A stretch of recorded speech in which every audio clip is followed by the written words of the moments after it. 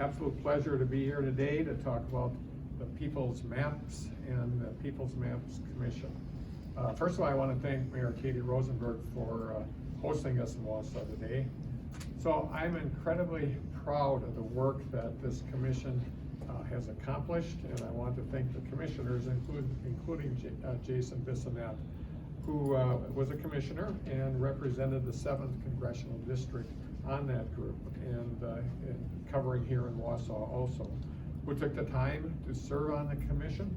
On top of his job is serving as Dean of Students for the K-12 Tribal School in Recruit Array, as well as being a board chair of the Recruit Array College on the reservation.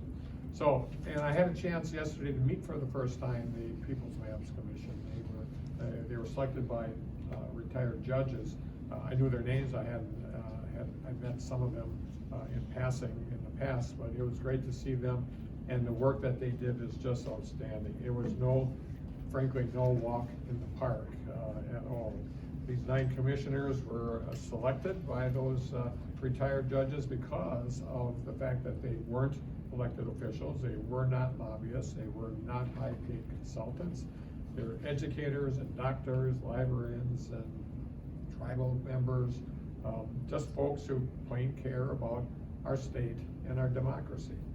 They chose to participate in this process because they believe, just as tens of thousands of people across Wisconsin believe, that people should get to choose their elected officials and not the other way around. Over the course of a year, these 9 commissioners held multiple public meetings. Many of them were streamed online for anybody to watch, and they hosted listening sessions in each one of the 8 congressional districts and solicited feedback and input from Wisconsinites before they began to work, during their work that they worked on this for last year, and after providing their first draft sets of maps. From day one, they upheld their charge to ensure Wisconsinites from every corner of this great state were an integral part of the map drawing process. And folks, no surprise, Wisconsinites were eager to participate. The commission received nearly 2,000 submissions from folks across the state, 68 of our 72 counties, 321 municipalities, as well as listening to 18 leading experts in redistricting. And Wisconsinites were interested in participating because they've been demanding this process for a decade now. For years, the people of the state have asked their elected officials for nonpartisan maps and nonpartisan redistricting. For years, the people of the state have demanded this in any poll that you might see. And for years, the people of the state had their wishes ignored. The gerrymander maps that Republicans passed a decade ago have enabled members of the legislature to ignore the people who elected them. There is no incentive to compromise. There is no accountability for failing to accomplish the things that Wisconsinites overwhelmingly have said they wanted. Folks, the fact of the matter is that Wisconsinites have asked for nonpartisan redistricting for 10 years, and their elected officials wouldn't listen and still aren't. And that is the case in point for fair maps. The maps prepared by the Republicans a decade ago were drafted behind closed doors by high-paid attorneys, and they're the subject of costly litigation for years. Just to provide some perspective, these current maps that we have in our state have been heralded, I use that word oddly, by the Harvard University's Electoral Integrity Project as creating a democracy desert, all the things that we would not want our state known as, and rating those present maps, among some of the worst in the nation. Well, not to be done, and despite knowing the People's Maps Commission was working to prepare a set of nonpartisan maps for the legislature to take up, Republicans came along and did their own maps a few weeks ago. These new Republican maps all but ensure Republicans will preserve undemocratic majorities in the legislature while increasing Republicans' chances for disproportionately winning 6 of Wisconsin's 8 congressional districts. As a former teacher, I'd say this: clearly they did not understand the assignment. Somehow Republicans prepared gerrymandered maps that some have described even more gerrymandered than the ones we have now. If I was grading that homework, obviously it wouldn't be an incomplete, it would be an F. And I'm not the only one either. All three maps prepared by the Republicans have already received an F rating from the Princeton University Gerrymandering Project due to significant Republican advantaging incumbents and being uncompetitive compared to other maps that they could have done.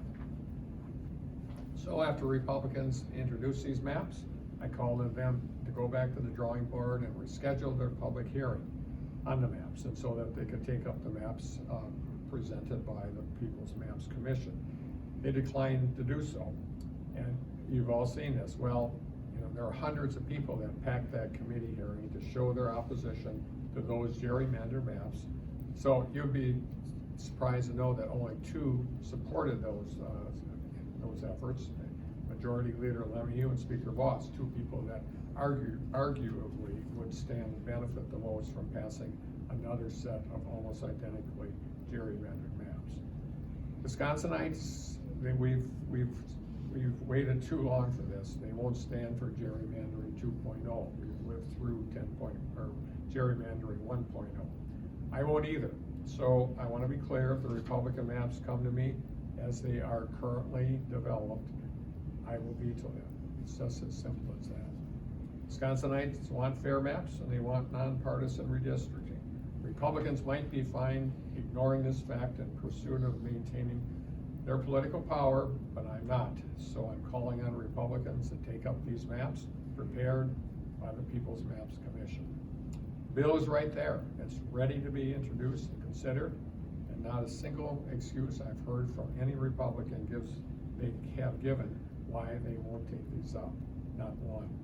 So if I have to call a special session of the legislature, I will take up these maps, I will, but I really shouldn't have to. I absolutely don't want to do that if I can help it. So I'm appealing directly to the people of Wisconsin, people in the Wausau area, the people in the Stevens Point area. If you want fair maps, if you want legislators who are accountable to the people they represent, now's the time to contact those legislators. Call them, email them today, tomorrow, the day after that, and the day after that. At the end of the day, democracy isn't something that just happens for us. We have to choose to make it happen every day. So with that, I'm grateful that we have the People's Maps here and ready to be taken up. And I look forward to the legislature giving these maps full and meaningful consideration. So thanks so much, and now I'd like to introduce Mayor Rosenberg for her comments. Mayor. Thank you. Well, thank you so much, Governor Evers, for joining us in Wausau to talk about fair maps and the redistricting process. In preparation for this visit, I was looking back on the notes I've taken over the years on how government has managed and talked about redistricting, and I came across some notes from when former Congressman Dave Obey was talking about redistricting in December 2015. He said that democracy is the foundation of our lives, and unfair maps are a mortal problem for our democracy. He proceeded to share that when he took office in 1969, you were 18 then, Governor, 30% of the congressional districts were competitive. When he assessed it again in 2015, less than 10% of the congressional districts were competitive. So we're seeing that same thing in the state legislature. How many competitive seats does the legislature currently have? 4, 5 maybe, out of 132. So is only having competitive races in 4% of the legislative races okay? So competition is how good ideas become policy. When we don't have competition, extremism and gridlock rule the day. That does not solve Americans' problems. This isn't a left issue. This isn't a right issue. It's a democracy issue. Everyone deserves democracy.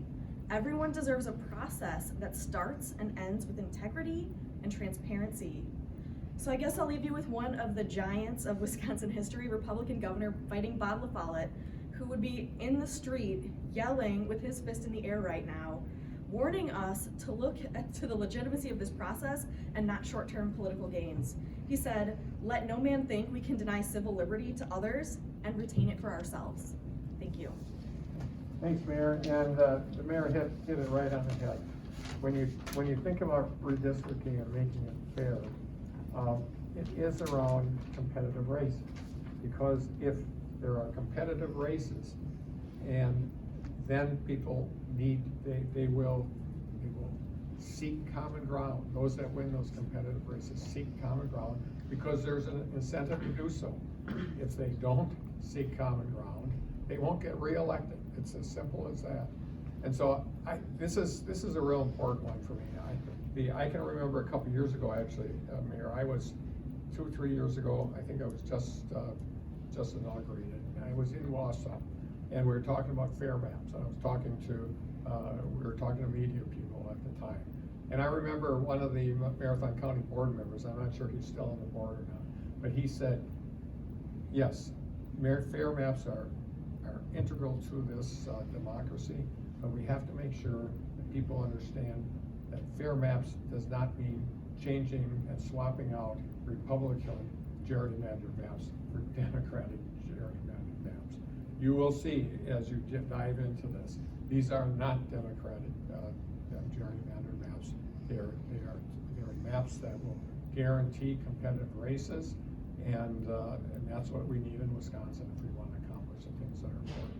So that both of us would be willing to answer any questions you might have. First thing I would ask Governor Evers is, with these current maps, there's a lot of talk about how Republican incumbents who currently hold the majority in both houses, if they get these fair maps, now this will just keep them as incumbents, and these races won't actually be competitive at all because incumbents typically continue to win race after race. So how will these maps make a difference? Well, they make a difference if you look in the details, and it's all right there.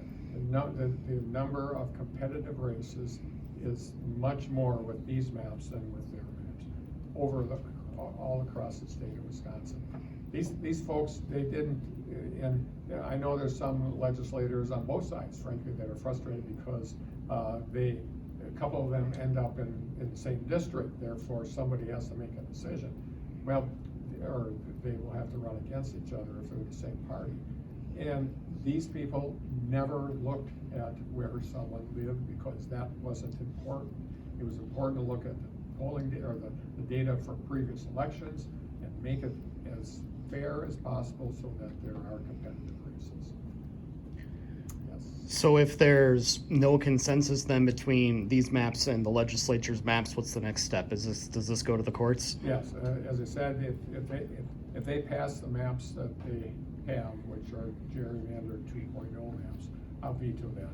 And then the only option is courts, and either federal court, state court. We're already in litigation in both the Supreme Court of Wisconsin and federal court. There's already a 3-judge panel on the federal side that has combined several of the pieces of litigation that are going on. And so it'll be decided by one of the 2 of those courts, and but we will be presenting these. I mean, as I said before, the commission was nonpartisan, and they worked really, really hard. They were just regular Wisconsinites, so they will have their day in court also. On the congressional maps, about a decade ago when the maps were changed, the Republican from the 7th Congressional, Sean Duffy, had already won on the old maps, and then he continued to win on the new maps. So now in the 7th Congressional, has anything actually changed if you're going to change the maps again? Because Republicans will say it was not gerrymandered because he won in both the old and the current maps. Yeah, and that map shows that. It looks to me like those maps have changed a bit. I think it goes further south in a few areas. There are some changes on there, but clearly there are places where there hasn't been much movement because there's only so much you can do in a large area. And for the most part, those are competitive counties. But it is primarily there are Republicans representing a lot of those areas. But they did the best they could to make things competitive. Obviously, when you have a state with eight congressional districts, there is going to be some sameness, but there is a lot of changes in the southern part of the state because that's where a lot of the the growth in population has been. Last question. If I may again, there's another thing with, Republicans will say that, in this, it seems as though municipalities were kept together in these maps so that you're not splitting the cities directly. But then when you look at the Senate map, Wausau is split in half. So how will that affect the, keeping them together as one block? Yeah, that's a great question. They asked the questions around communities of interest. That's a really important term in redistricting. And they did the best they could to do that. I mean, Wausau is not the only city that has more than one district at a time. I don't know, Keith, if you want to address that at all, but they did the best they could. It's just under some circumstances there was going to be some splitting of that. I know you had a question. Yeah, I'm switching gears here, but do you think the approval of the COVID vaccine for kids ages 5 to 11 will be a game changer when it comes to transmission here in Wisconsin? I think it's obviously a step in the right direction.